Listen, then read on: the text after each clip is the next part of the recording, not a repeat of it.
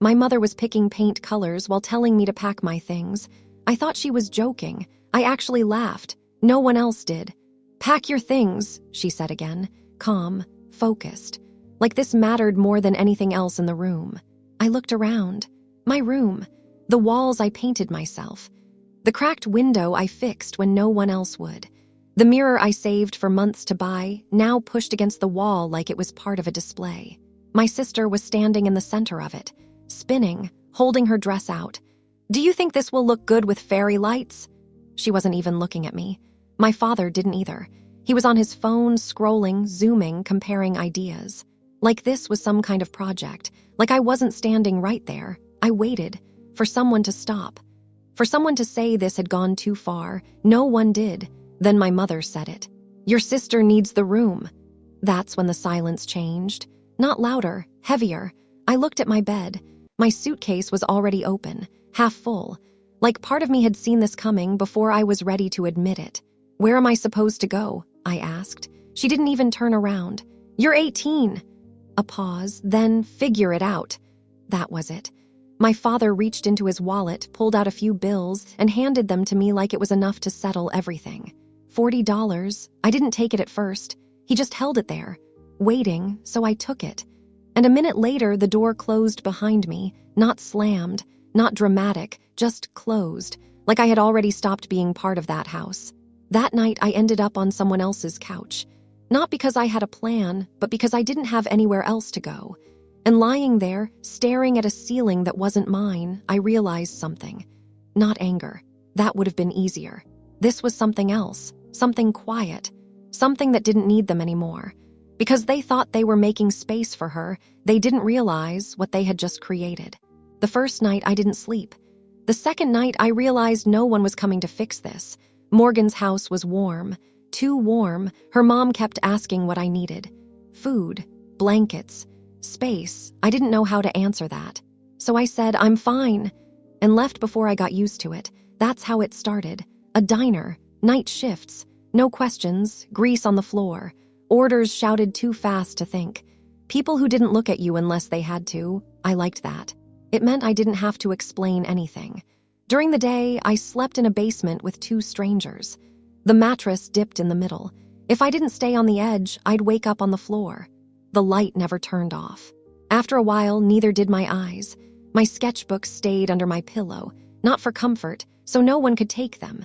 At some point, the days stopped feeling different.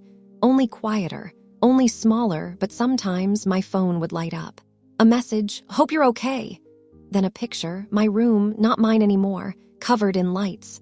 Curtains I never chose, my mirror placed perfectly in the center, and my sister standing in front of it, smiling, like it had always belonged to her. I didn't reply, didn't block them, didn't delete anything. I just looked, then put the phone face down and went back to work. One night during a slow shift, I pulled out my sketchbook, started drawing, not the room I lost. Rooms I wouldn't let anyone take from me again, spaces that felt controlled, quiet, untouchable. I didn't notice him at first, sitting at the counter, watching. "You design?" I didn't answer. He leaned closer. "That's not random." I closed the sketchbook halfway, not enough to hide it, enough to stop the conversation. He didn't move. "Show me," I hesitated, then turned one page, just one. He didn't react right away, just looked. Longer than most people do, like he wasn't seeing drawings but something behind them, something I hadn't said out loud. Then he nodded once, not impressed, not surprised, just certain. "I'll come back tomorrow," he said, and left. No explanation, no offer, nothing. I stood there, still holding the sketchbook open. And for the first time since I left that house, something didn't feel small anymore. I didn't know who he was, but the way he looked at those pages felt like he had already decided something. And whatever it was about to pull me into something I wasn't ready for. The next night, I left the sketchbook at home, then went back for it. I told myself it didn't matter, that he wouldn't come back, but I still brought it, kept it under the counter, didn't open it, didn't look at it, just waited. For most of the shift, nothing, orders, noise, routine. Then the door opened. Same seat, same quiet. I didn't look at him, but I knew someone else took his order. Coffee, black, no conversation. Still, he was waiting. I walked over. Set the cup down, didn't speak.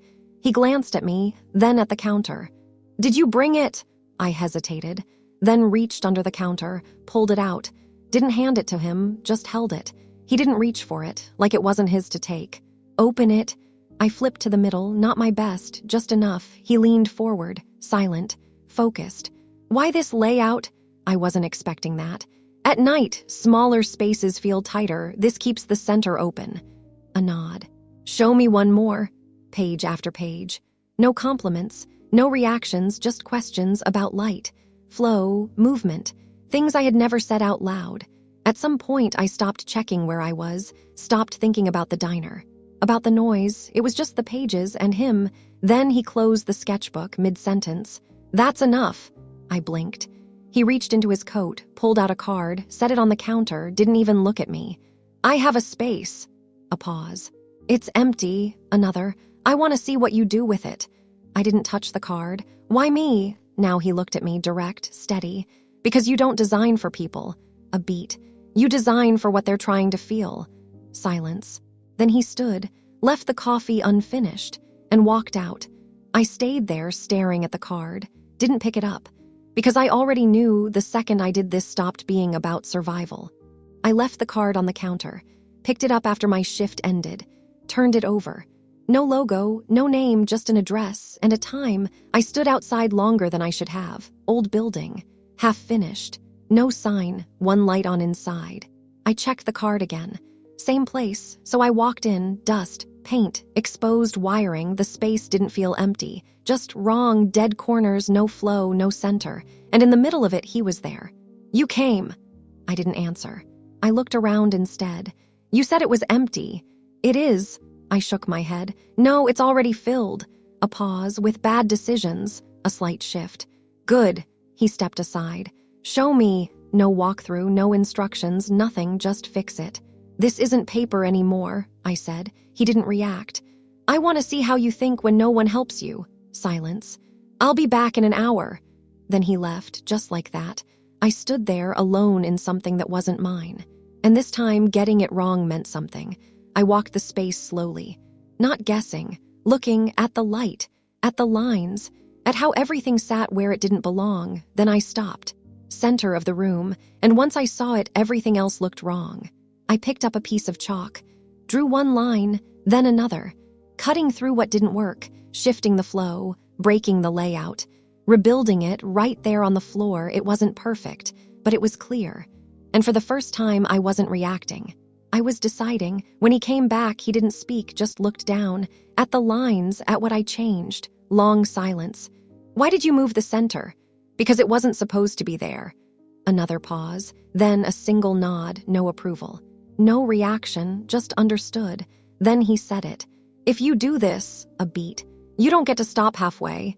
I didn't answer, because I already knew this wasn't a chance. And whatever I had just stepped into wasn't going to let me stay the same. I never went back to the diner. I didn't need to. The space became routine. Not easy, not comfortable, just constant. I worked when he wasn't there. And when he was, he watched. At some point, I stopped counting the days. Chalk lines turned into plans. Plans turned into walls. Light shifted. Flow changed. The space finally made sense, and I stopped second-guessing it. One morning, I walked in early. It was done. No tools, no noise, just the space, complete. I stood there, didn't move, because nothing felt temporary anymore. "You're done." I turned. He was already there, watching me, not the space, me. I nodded. He looked around once. Then, "Good." That was it. He placed a folder on the table. I opened it, more spaces, more addresses, all unfinished, all waiting. "I don't need one space," he said, a pause. "I need someone who sees them before they exist." I didn't answer, because this didn't feel like an offer. It felt decided. That same week, my name started appearing. Quietly, then more. I didn't post, didn't announce anything, but it moved, without me chasing it. Months later, I stood on my old street. Same houses, same sidewalks, nothing changed. Except me. I walked past my house, didn't stop, didn't look back. Nothing there belonged to me anymore. Later, I sent invitations. No explanation, just a time, and an address, the same one. When they arrived, they hesitated. Didn't recognize it. Then they saw me. My mother tried to speak. You don't have to explain. Silence. They looked inside. At what used to be mine, now something else. My father stepped forward. Can we look around? I shook my head. Not tonight. A pause. This space isn't for people who needed proof. They stood there, then turned. Left the same way I had. Quiet, no argument, just gone. I watched them walk away. Didn't follow, didn't stop them. Because nothing was unfinished anymore. Inside, everything was full. And for the first time, I wasn't trying to be seen. I already was. And that was something they weren't part of anymore.